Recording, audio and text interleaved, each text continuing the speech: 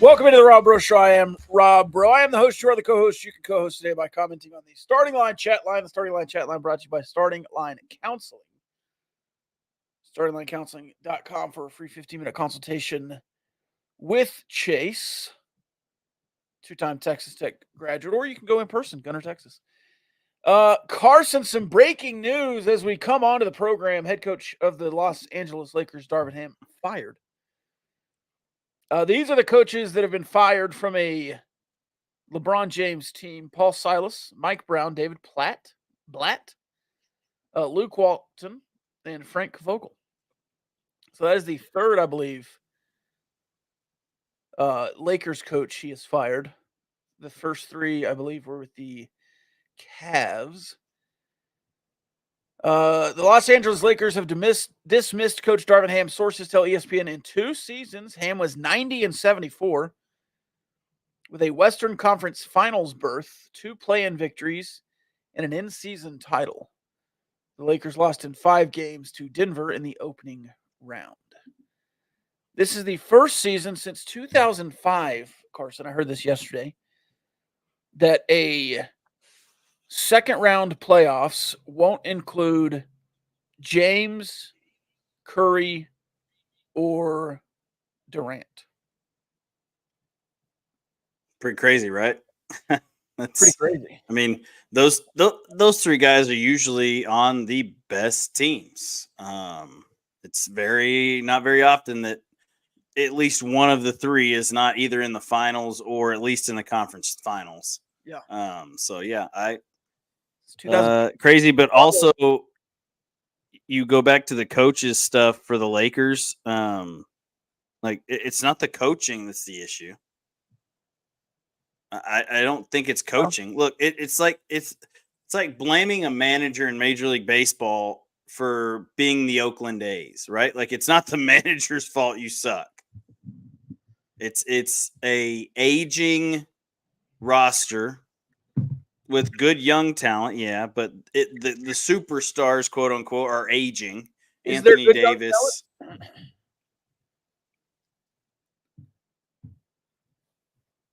I mean, good point. Yeah. You've kind of got rid of all your good young talent, right? Like Kyle Kuzma left. Right? He's not there anymore. Yeah, D'Angelo Russell's back. Brandon Ingram, D. Russ is back, but I wouldn't say D'Angelo Russell is young. No, I mean, they have Rui Hachimura and Austin Reeves. Those are like the young ones, right? Yeah, Harry Giles. I mean, Jackson Hayes is 23, but he's not like this up-and-coming superstar. Yeah, they just don't have a lot of pretty talent. Much it. They're not as good as the Nuggets. The Nuggets beat them. Yeah. Facts. So, not a great team, and they did about what everyone expected them to do. It was a surprise they won the in-season tournament. I don't think anybody knew how that was really going to work out. Yeah. But nobody cared too much about that, though. What does it matter? It doesn't. That's the whole point. Like, the point of an in-season tournament to me would be to assure yourself some sort of something in the postseason here, like or just an assured postseason berth. You didn't even get that. But you don't even get that. Yeah. So I don't understand what the in-season tournament's for, to be honest. No, and so what's next for Darvin Ham? I'm sure he stays in the NBA, but there is an opening here at Texas Tech. I don't know if he would want to do that for a year. Yeah, I don't think he'll take I mean, let's put it this way. A demotion, it would be to be from an assistant in the NBA or a head coach in the NBA to a assistant coach in the NCAA. He's about an assistant head coach in the NBA is definitely a step up from maybe even obviously from an assistant in the NCAA, but yeah, but here's the deal. This is like somebody going out and being in the media for a year. I'm not saying he's going to come long term, but if he wants to take a year off from the NBA, there is an opening here at Texas Tech. Again, I don't think that'll happen. It was a 4-year deal worth $5 million a year to coach for the Lakers. He's still got 2 left. 2 left, and he'll get paid the remainder of his contract because they fired him. So he's getting a $10 million check. he could do whatever he wants for a year or two and then get back in the NBA or take a year off, whatever he wants to do. I'm not intimately familiar with all the head coaching openings. I don't know that he'll get another shot immediately. Yeah, it's the But, NBA. I have no clue. but I don't know. He was a long time lead assistant Milwaukee for Bucks the Bucks. assistant. Yeah. Yeah, he was the guy. He But was he I was mean, in the search for head coaching roles for 3 or 4 seasons before he got the Lakers job. yeah. And never got a job. So we'll see what happens. Yeah, I mean, I could see him going and being in like a spot with the New York Knicks or somebody like that on that coaching staff. I don't know what spots are open, but Well, there will be openings because other guys will get hired. yeah, assistants will get hired and Darvin Ham will have an opportunity. But I don't know that he was on. How many years has Doc Rivers been in? This is Doc Rivers' first year in He's been there for Milwaukee. half a season. Yeah. Okay. Yeah. So It- it- that coaching staff that was there when Darvin was there is gone now. So yeah. um, I wonder if Giannis yeah, I'm wants not to play. sure what that looks like, but we'll see. Giannis pushed out the coach midseason, I believe. Maybe he wants Darvin Ham back. I don't know Yeah, Giannis pulled a LeBron James midseason. Yeah. what kind of pool Giannis has. But anyways, Darvin Ham available for somebody. Glad he's out of the Lakers madhouse. That's what we said. Remember what we said whenever he took the job is like, look, good for Darv. Like you wanted him to be a head coach of the NBA, but he went into a situation that no head coach really wanted any part of. Yeah. Because nobody wants to coach LeBron James because he's not coachable. You can't coach LeBron James. He thinks he runs the whole ship. He does. And He does run the whole ship. So why not just hire LeBron James as the player coach? Just let him be Bill Russell like he was for the Celtics back in the day. Right? That's what Bill Russell was. He's a head coach and played. So they got Darvin Ham as a first-time head coach. I wouldn't be surprised if they go get another young first-time head coach. I mean, Luke Walton was the same thing, and then LeBron ran him out after a year. Maybe they go get some old grizzled veteran that can come in and just say, hey, LeBron has 2 years. What can you do for 2 years? And then you can retire. Or maybe they get somebody out of retirement and get a guy in there for 2 seasons. I don't know. I don't know what they do. And LeBron a free agent this year? Yeah, but they want to re-sign him for 3 years. But he is technically available, I guess. And then it comes with the caveat of you're probably going to end up with his crappy son on your team too, who can't play a lick of basketball. Well, they That's said the highest level. It's probably a little harsh. He's a good basketball player, but he ain't going to play in the NBA. Rich Paul, he will play in the NBA. Jarrett Culver is better than Bronny James, and Jarrett Culver is still in the G League. Rich Paul, yeah, but he's not named Jarrett James. Yeah, true. That's such a crock of crap. Rich Paul, the agent, yeah, Dell's husband, time friend, said that wasn't as much of a driving factor anymore the other day. Because LeBron knows that Bronny stinks. Well, probably. Yeah. Something like that. It's not plausible. I think he wants Bronny to stay in college for a couple of years. Bronny's going to have to stay until he's a senior. Yeah. He might be a fifth-year guy that needs to play till he's in his sixth year, and then he might get a chance, but he won't get drafted. Ryan Mainville of the Gauchos said that Duquesne was looking popular for Bronny James. Yeah, good for him. I've seen edits of Ohio State going back to Ohio and then even Duke, but I don't think Ohio State can continue to be trash in the Big Ten. Yeah. They almost made the tournament. Almost. Ain't good enough. So there's the lay of land. All right. Elsewhere, USC was terrible, and Bronny James couldn't even play there. USC was bad, Rob. He played. Bad. He played 4 minutes a game. That was his first year. I think he played more this year, right? Oh, this was his first year. This was his first year. Yeah. He played more than 4 minutes a game. No, I'm pretty positive that's what Colin Cowherd said on his thing the other day. Let's just take Colin Cowherd as gospel. That's a good point. Probably shouldn't take what Colin Cowherd says. Well, where's Sports Reference? Oh, good grief. Bronny James is too Googleable. Oh, 19 minutes a game. Okay. Yeah. He only averaged 4 points a game. There you go. There you go. That's what it was. 4 points a game. You're He playing started- 19 minutes and all you average is 4 points, Rob? Started 6 games. 2 assists, 3 boards. That's 5 points a game, 4.8. Nah. I could have averaged 5 points in the Pac-12 this year. Garbage league. Garbage league. Per 40 is 10 points a game. Per 100%. I like how it says his hometown is Cleveland, Ohio. Bruh, you went to high school in California. That's not what hometown means. Whatever. Oh, Sports Reference says his hometown is Los Angeles.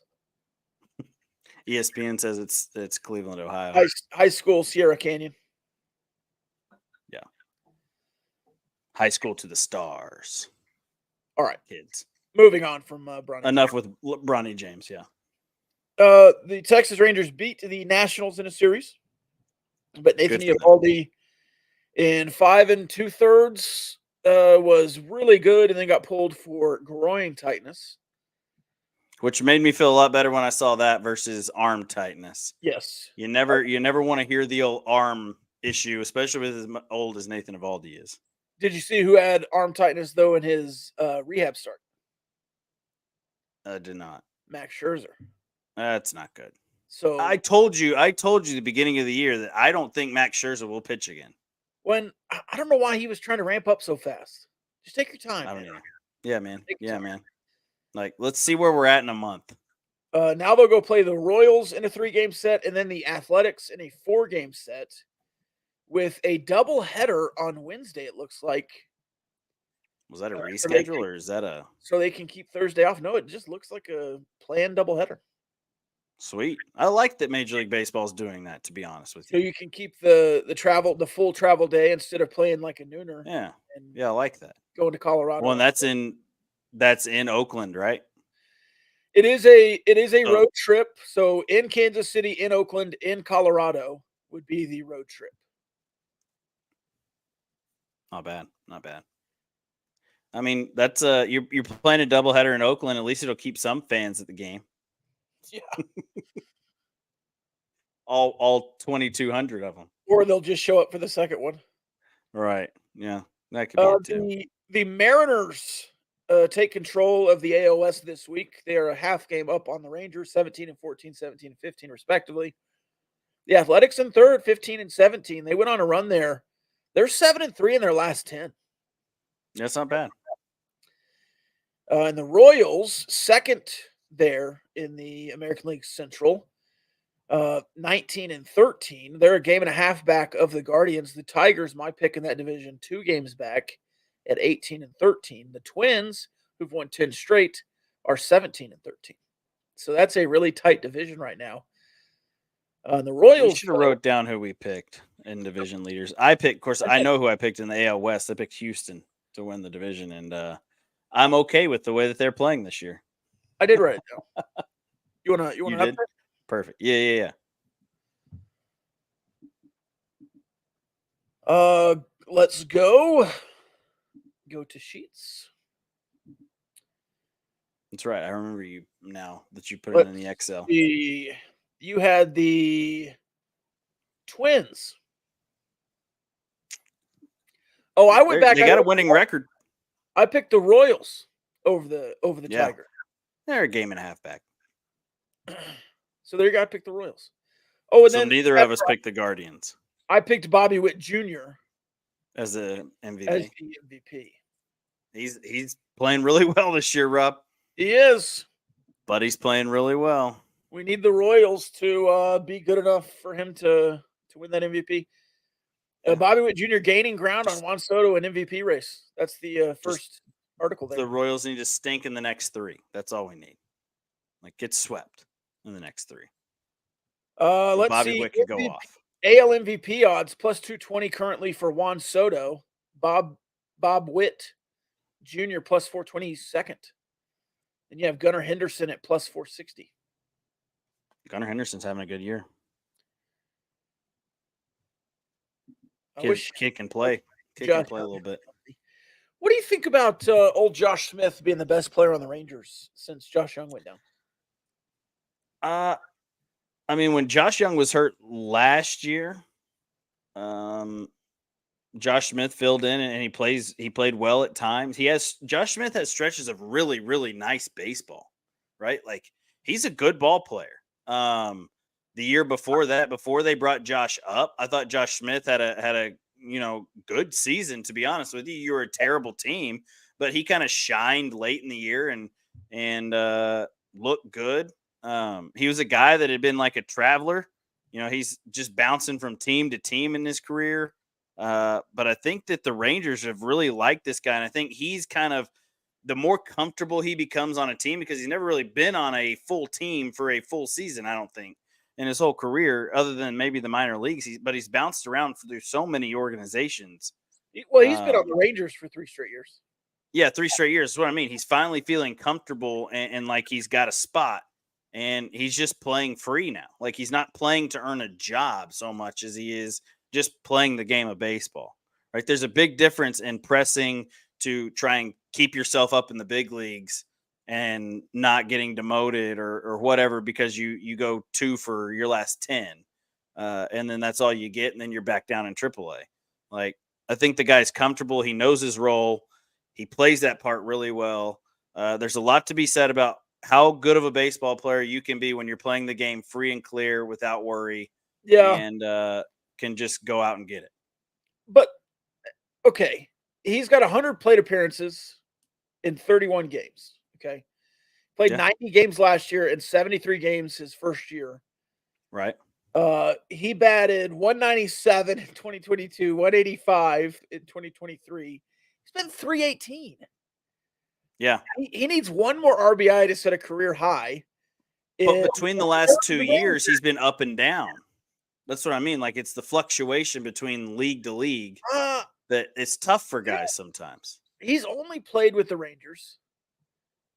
So he might have gone around in the minors, but he got passed around by a couple of teams. I think the Yankees, I can't remember who all he played with in his career, but he did play around position wise in his first 2 seasons. He had in 2022 2 starts at second, 36 at third, 6 at shortstop, 24 in left field. Yep. Then he had 3 at second, 25 at third base, 33 at shortstop, 20 in left field. Now he's had 25 at third and 7 at short, and probably 25 in a row at third base at this point, basically.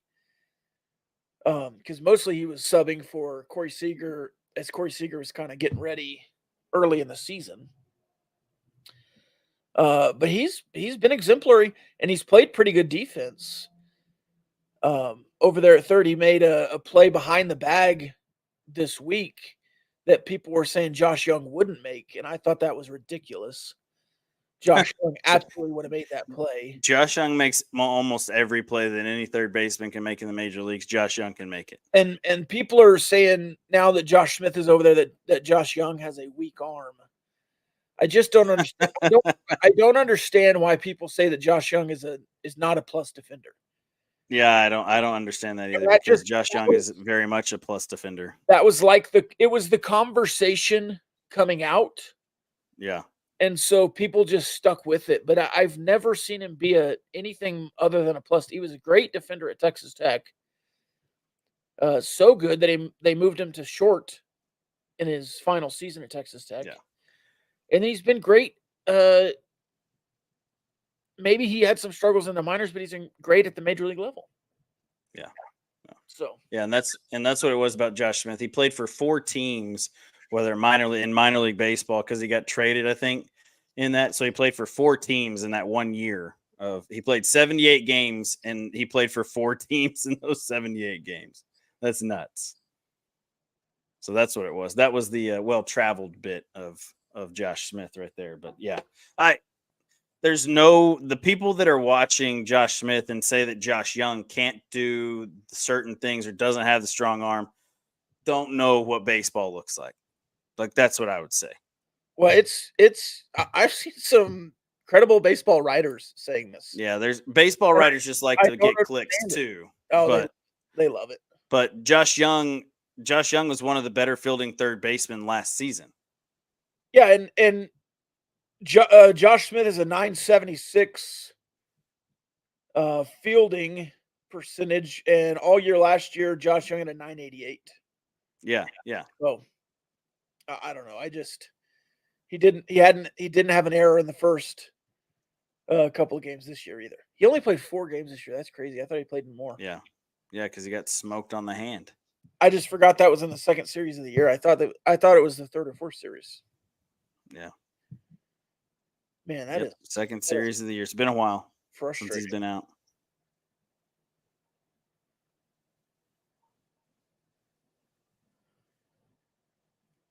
Yep. Yeah, a little frustrating. Anyways. But, yeah. Let's see.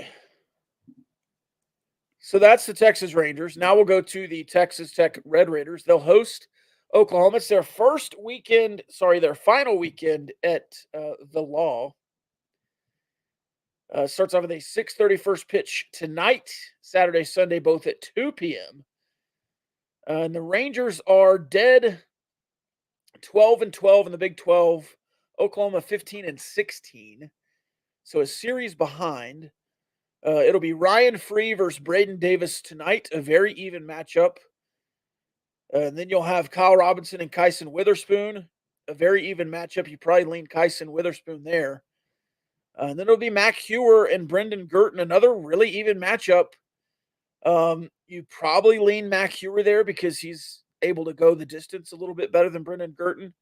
Well, it's going to be which one of those guys decides to throw more strikes. That's what it comes down to. But it's a pretty even pitching weekend. It's just going to be if the offense shows up or not for the generally does. Yeah. Yeah. I told Brendan that I wasn't going to talk poorly about him on the podcast today, but or talk trash about him on the podcast. Yeah. But I hope he throws well in his 3 innings that he gets.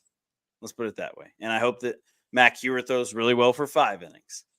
And Texas Tech ends up winning, right? Because Brendan's a kid that worked for my dad and I last summer, or the summer before his last season at Texas Tech, and so you want the kid to succeed. He's in a better spot now than he needed a new place, new look. I think he's enjoying it in Oklahoma, and he's an Oklahoma kid from close to Stillwater, so he went back home, closer to his girlfriend, his family, all those things. So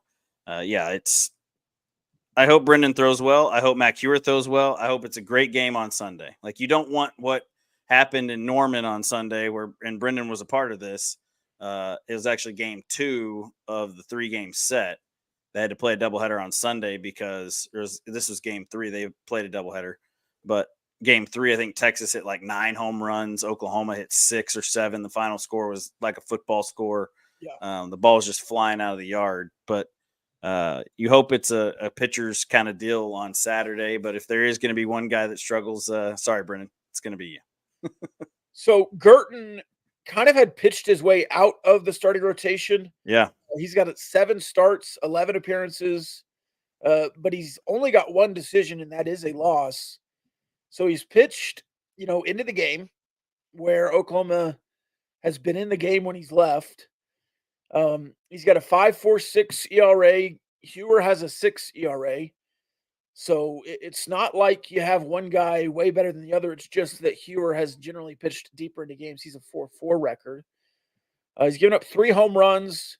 I was looking at his tech stats earlier today. He only gave up 1 home run at Texas Tech, and that was in his junior season. He had a 4.74 ERA in 2 starts as a freshman. He had 18 appearances.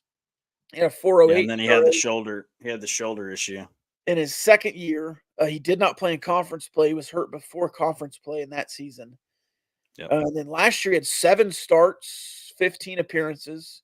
He was 2-2, and he finished with a 5.82 ERA. So he has been what he's been there at Oklahoma. And I wonder if he went to Skip and said, "Hey, we're going back to Texas Tech. I've pitched at the Law quite a bit.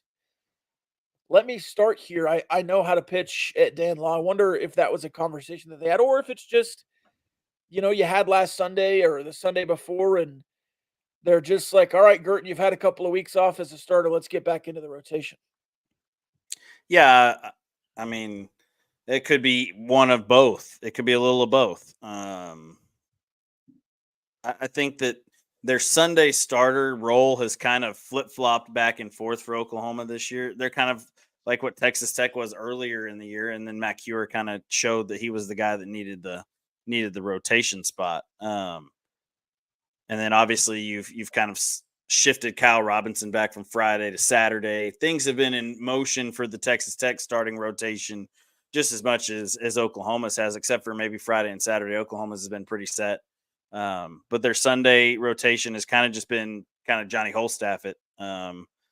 Hope you can get a good start, get about 4 or 5 innings.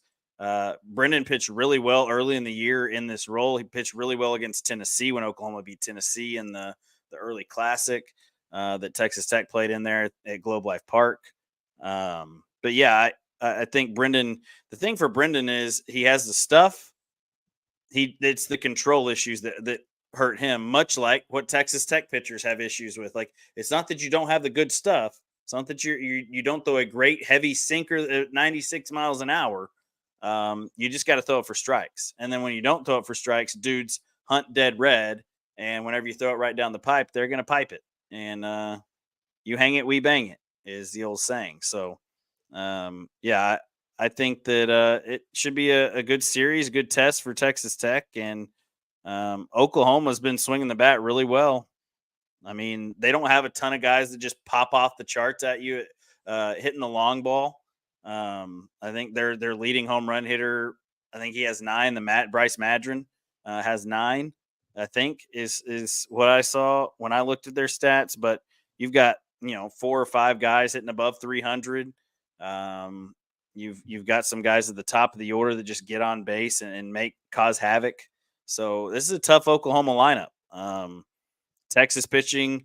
I mean, you're talking about one of the best pitchers that I thought was in college baseball throughout the year, and LeBaron Johnson has been really good and struggled at times too. But they made LeBaron Johnson look easy. Like they solved LeBaron Johnson in the 3rd inning, and he got pulled in the 3rd, I think, in that one. So Yeah, and that was even on Sunday that was 10-12, but they finished it in 7 weather because of weather. Yeah, they had to halt the game in the 7th.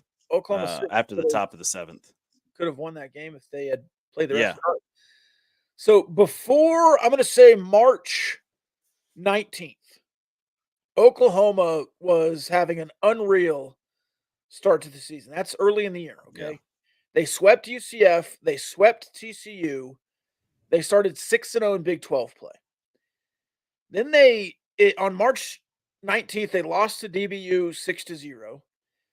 They lost a series to West Virginia. So that's 2 of their Big 12 losses. Then they lost 2 to Oklahoma State. That's 2 of their losses. And then they swept Kansas State, BYU back-to-back. So that's 6 more wins. And then they lost a series to Texas. That's 2 of their losses. So they have 6 Big 12 losses. And 2 of those on the road. They are 7-2 away from home, 8-4 at home. And they also got swept at home by Lamar. Yeah, Lamar's pretty good, but Lamar's a good WAC team or Sun Belt, whatever they're in. And then they lost. And then they lost to Oral Roberts, who is not good at all. Yeah, Oral Bob struggled this year on Tuesday. That's RPI 275. And Texas Tech also lost to New Mexico on a Tuesday, and absolutely. Texas lost to UTRGV on a Tuesday. And I was getting there. Texas Tech also lost last Tuesday to New Mexico at home. Yeah, bad. This game was at Oral Roberts. They're in Tulsa. But I just, when I saw Oklahoma at 15-6, I just thought, all right, well they've won all their series, right? No, they've swept 4 teams and then lost 3 series. Yeah, swept TCU at TCU. So they're 4-3 in the Big 12. Yeah. Which doesn't look as good. Not series-wise, no. It's just that the 4 wins have been 4 sweeps, which to me kind of, I don't know, I feel like it inflates what they are in the Big 12 somehow. Yeah, I mean, Because getting sweeps in conference is big. it's huge, and that's why they're they haven't gotten swept either. No, they haven't. Yeah, They haven't gotten swept either, so that's huge too. That's big. Yeah. Not getting swept is a big thing. Texas Tech can't say that. Texas can't say that. TCU can't say that. Pretty much, I think everybody in the Big 12. They haven't been swept in conference play. They got swept by Lamar. Right, they haven't been swept in conference play. That's what I mean. And that's what I was saying. Texas can't say that. Texas Tech can't say that. I don't know if anybody else has not gotten swept in conference play. Texas, other than Oklahoma. Texas hasn't gotten swept. Oh, I thought Texas got swept a couple weekends ago. They lost 2 to BYU. Maybe. Oh, they lost 2 out of 3 to BYU. That's what it was. Yeah, that's their only. That's their only series loss in Big 12 play. Texas's only series loss. Yeah, isn't that crazy? And they're still struggling. Like, that's just how crazy baseball is. And they're 13-8. Wait, did I read that right? Texas Tech 2 out of 3. Yep. Baylor 2 out of 3. Kansas State 2 out of 3. Oklahoma 2 out of 3. BYU 1 out of 3. Houston 2 out of 3. TCU 2 out of 3. Oklahoma 2 out of 3. 1, 2, 3, 4, 5, 6, 7, 8. Yeah. That's crazy. Yep. You have a better series record than Oklahoma, but you have 2 more losses than the Sooners because they sweep and they don't get swept. Yeah. But I don't think you said they swept anybody either. So no.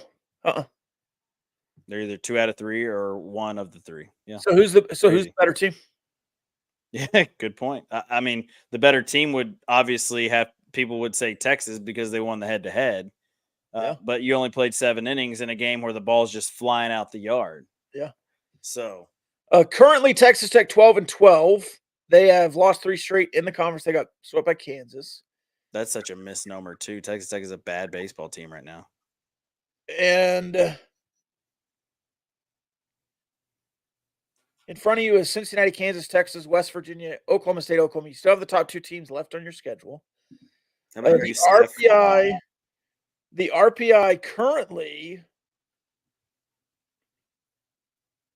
for Texas Tech.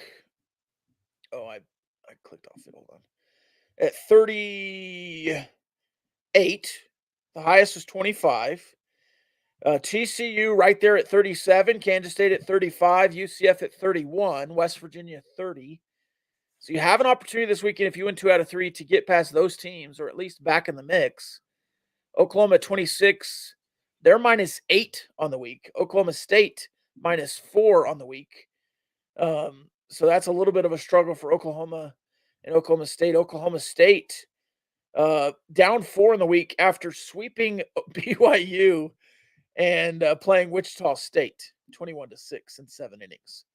So their RPI has gone down because they've played bad teams. They beat Oral Roberts, and then they lost the series to Kansas State, but that was more than a week ago. So yeah, and Wichita State's not a good team. Neither is BYU.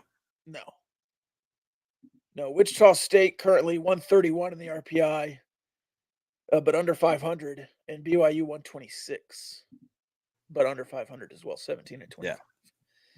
Oklahoma State plays Texas this weekend. They'll play Texas Tech next weekend. Are they playing at Dish Falk? At Dish Falk, yeah. That'll be a series that could have some title race implications right there for those 2 teams. Oh yeah, big time. Especially if Oklahoma loses 2 out of 3 this week. And Alec Corbin says OU will win the series against Tech. The season is wheels off.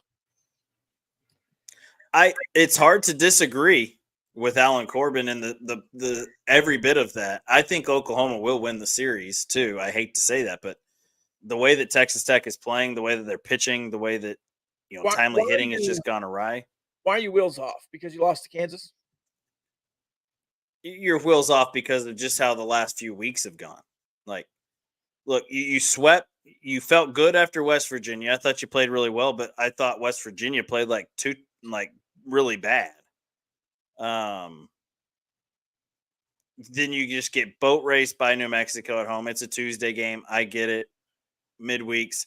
I've always been a proponent of I don't care about midweeks. Yeah. Unless they help you in an RPI stance, and then that's the only ones you should schedule. You should never schedule a midweek that hurts you, which playing the game hurts you. Losing the game just makes you look even worse. You didn't look great against UTRGV. I mean, you won, but UTRGV is not a good baseball team. Yeah. Not as good as you are. But then you go get swept at Kansas. You had a winning record in April. You were 11-8, and you were 7-5. You played some bad baseball teams in April, Rob. You also played some really good baseball teams. You also played Arkansas, but you should have won 2 of those games at Arkansas. 2? You could have won 2.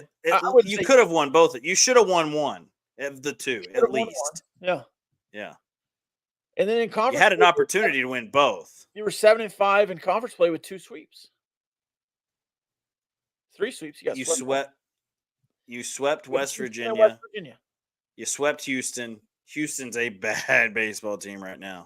Sure. West Virginia not looking that great either. You were 6-0 at home in April against conference teams. So why back at home do you think the wheels are off and you're just going to lose 3 to Oklahoma? I think you'll lose 2 out of 3 to Oklahoma. I think you'll steal 1, but you're going to lose the series. Okay. Oklahoma, if they win the series, they've swept.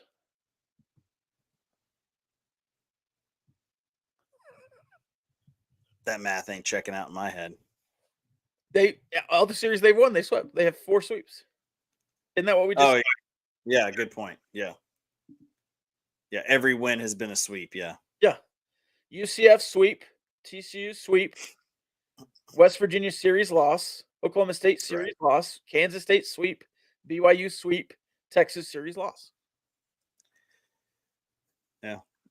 Alan said losing 4 in a row and the way they lost those games gives me pause for hope for the postseason. I mean, you're going to have to do something. If you lose 2 out of 3 this weekend, if you lose 2 out of 3 this weekend after getting swept last weekend, Rob, it's going to be tough to make the postseason, buddy. If you get swept this weekend, yeah, for sure. Yeah, for sure. But I think if you win this series, you're right back in the mix. If you win the series, I think you have a shot to get in the postseason. If you don't win the series, I think you're hurting. You're hurting really bad, and you've got to find a way to plug a hole. Yeah, this is a pivotal in the last couple of weeks. And you don't have a lot of opportunity. You have Oklahoma State and Stillwater, which you've dominated in Stillwater, but Oklahoma State's a really good team. And then you got Arizona State and UNLV. And if Oklahoma State beats Texas in a series this weekend, they play Oklahoma the following weekend. Or I guess they already played Oklahoma. They already played Oklahoma. They already played Bedlam. So who does they finish with Houston maybe? Who does Oklahoma State? Might be. Yeah, Houston. So, I mean, they're potentially, if they beat Texas this weekend, they're trying to wrap up a series, Big 12 victory against Texas Tech. Yeah. Depending on what you do against Oklahoma. Oklahoma State, yeah. And Oklahoma can basically put distance between everybody else if they sweep this weekend. Who does Oklahoma finish with? That's what I'm trying to pull up, but for some reason it doesn't want to. Here we go. I got it. Cincinnati. Yeah, the Bearcats. Burcats. So they'll go to Xavier on Tuesday, which is in Cincinnati. Yeah. I wonder if they'll stay through the week. I would guarantee they will. They play Thursday. School's out, so they play Thursday, Friday, Saturday. Yeah, school's out, so it's not like they're missing classes to go play during the week. Well, it's just one day. because they start on Yeah. Thursday. I was thinking on Friday, maybe you travel, but you just stay there in Cincinnati. Pivotal series. I'll take Texas Tech to win too because they're at home and you've been pretty good at home. Beyond New Mexico, I think we need to get New Mexico out of our heads. They weren't good against Texas at home either. I think the one game, yeah. You just don't pitch it well enough for me to have any confidence in anything you do for. You've pitched 3 really games. well beyond the Kansas series. You pitched really well in April. You lost some really close games in April. I'm telling you, I don't think this pitching staff is as bad as people give it credit for. And Parker Hutera, who's been really good this year, is the guy that gave up 3 walks and a single to Kansas on Friday night. And I don't think that's the Parker Hutera you've seen more often than not.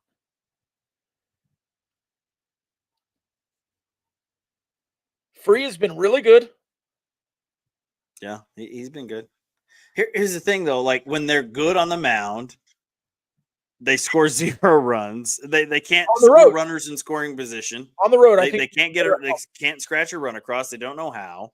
Yeah. And then those are true. When you don't pitch it well, the offense scores 12, but you give up 15. Yeah. I think I'd be surprised if you got swept at home. I would not be surprised if Oklahoma won this series. I think it's a very, very close series. But I think because it's at the Law and historically you've been better in Lubbock, if it's a coin toss, I'll take Texas Tech at home and you'll take Oklahoma. Who's the better team, TCU or Texas Tech? I think if you played 10 more times, that'd be an even series.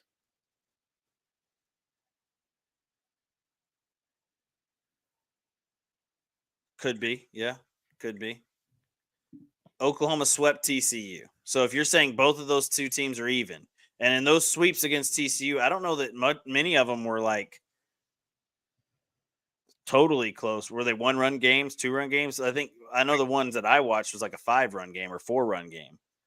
Yeah, but of course that's the second Big 12 series of the year. That's early March. Yeah. 7-3, 7-5, 9-4. And if I'm remembering, I'm with Alan. I just don't have confidence in the Texas Tech roster, period. Pitching, hitting, timely hitting, whatever you want to call it. No confidence. If I'm remembering correctly, TCU. I think the coaching staff feels the same. TCU blew those first 2 games, if I'm remembering correctly. I'd have to look at the box score. But I think the first 2 games, if you go back and look, TCU absolutely blew them. A costly error on Friday night. And then at least another error on Saturday.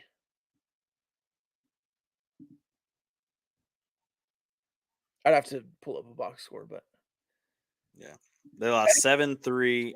And Oklahoma won 7-3, 7-5, 9-4. Yeah, I said that. Yeah, I think it was Saturday that you. Yeah, you gave up 2. You gave up 2 in the top of the 9th. You tied it up in the bottom of the 8th. Gave up 2 in the top of the 9th to lose. Yeah, I don't think Texas Tech is a great baseball team. I don't think TCU is a good baseball team. But I don't think Oklahoma. I don't think their record reflects really what they are. I think they just got a bunch of sweeps, and I think they've had a really lucky season. The other question to ask: which team between TCU and Texas Tech gets into the NCAA tournament? Well, if there's how long has it been since neither one of them have been in the NCAA tournament? If there's 6 teams in the tournament, both of them do, but they're the 5th and 6th. Yeah, I mean, I just closed it. UCF has a higher RPI, but would you put UCF or Texas Tech and TCU in the postseason? Probably a Texas Tech or a TCU. Yeah. So I just, and same with West Virginia. Even though Texas Tech lost the series to UCF because they can't score freaking runs. Yeah. With runners in scoring position. And you hit in a guy. Yeah. You pitched pretty well for the most part that weekend. Pitched really good that weekend. Beyond 2 innings. And 2 innings lost. That's the thing. It's just such an inconsistent pitching staff. Like you feel like you have to hold your breath every time you go out to the ballpark and when the pitchers are on the bump because you don't know who you're going to get, Dr. Jekyll or Mr. Hyde. Not arguing that. Like that's the issue I have with a baseball team. Like you have no continuity throughout any of it. There's no, even in the lineup, there's not a whole lot of continuity right now.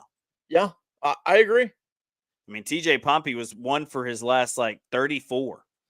It's at one point last week. Some years you look at, oh, that team's first in the Big 12, they're going to come in and house you. And you thought that about Texas Tech going on the road. Yeah. For other teams, and you've thought that against some Texas teams. That Oklahoma team that was hot at the end, you're just like, oh gosh, I hope we can beat them here. Well, you thought that with one of those really good Oklahoma State teams that Oklahoma State certainly that Holiday had early. Yeah, and TCU, you felt that several years with TCU early in the late when Nick Lodolo and all those guys were there. Yeah, I don't feel that with this Oklahoma team. I don't think anybody in the Big 12 is way better than anyone else. I don't either. Here's the thing. I've watched a lot of college baseball this year, probably more than I've watched I wouldn't say more than I've watched in the last 2 years, but on par. I like to watch a lot of college baseball, especially on TV when I can like go back and forth between games. So you're not just sitting there bored at one game. Yeah. Watched a lot of SEC baseball, a lot of Big 12 baseball, watched some Big 10 baseball on the Big 10 network. That is some bad baseball in Division I. I don't know how people think Big 10 has good baseball. There's always one or two good teams in it in the league, but other than that, ever since Eric Bakich left, Michigan's been terrible. Clemson's good this year. The ACC's good. But yeah, there's not a whole lot of there's not a team that just pushes out on paper and is like, I'm the best team in the country, except for what Arkansas does on the weekend. That's really nice what they do with their pitching staff. They have a great pitching staff, a great lineup. Clemson's got a good pitching staff, a good lineup. Other than that, there's kind of Vanderbilt's Vanderbilt. They're always going to be an out. Oregon State's really tough. They pitch it really well. They're just consistent with everything they do. But there's not any other teams that kind of just stand out to you.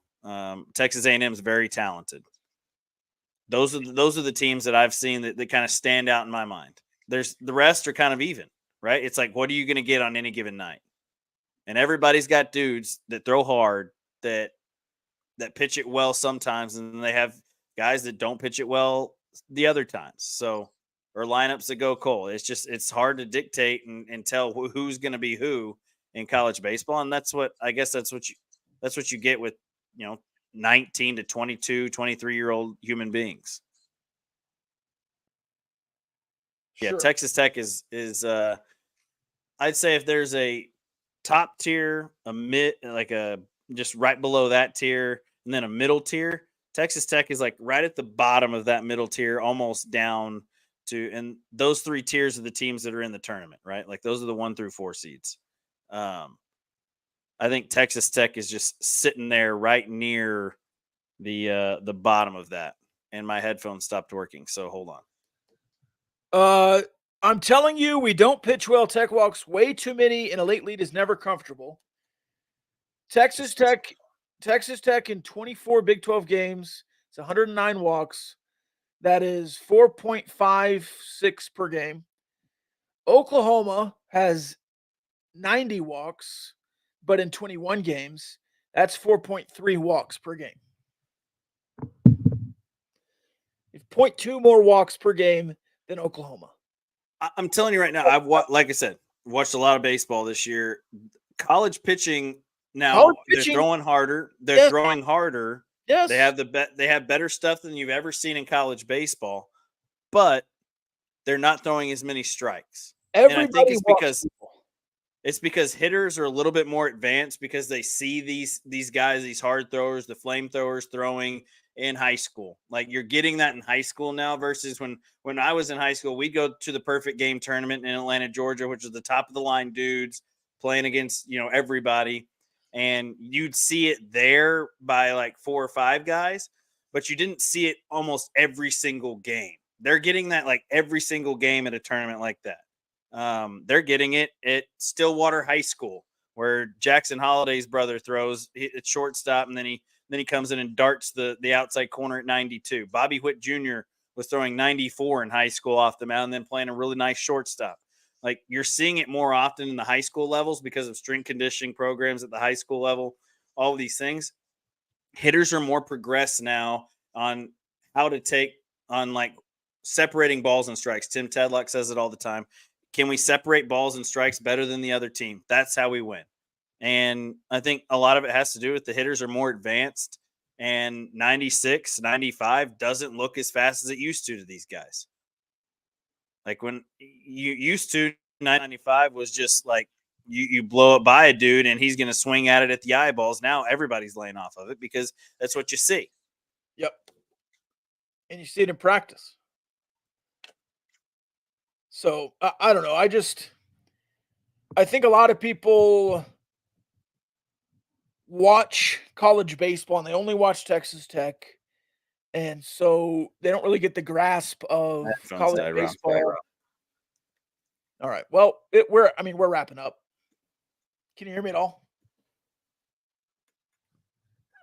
You don't really get the grasp of college baseball as a whole. So I don't know. I think Oklahoma and Texas Tech have really similar pitching staffs, and maybe they have a more consistent bullpen.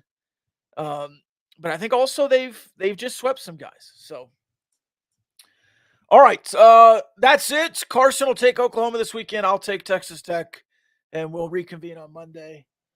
Any final thoughts there, Carson? Can you hear me? Yes, no? All right. Just say peace, Carson. Now we're good. All right. I wrapped it up. I said you picked Oklahoma, I picked Texas Tech, and we'll go from there. Yeah. Just say peace. Maybe I'm not good. All right. I'll say peace and we'll end it there. See you Monday. I'll figure it out. Hold on. I'm ending the show. He's going to try again. We're waiting here for you're muted. Okay. All right. We'll see you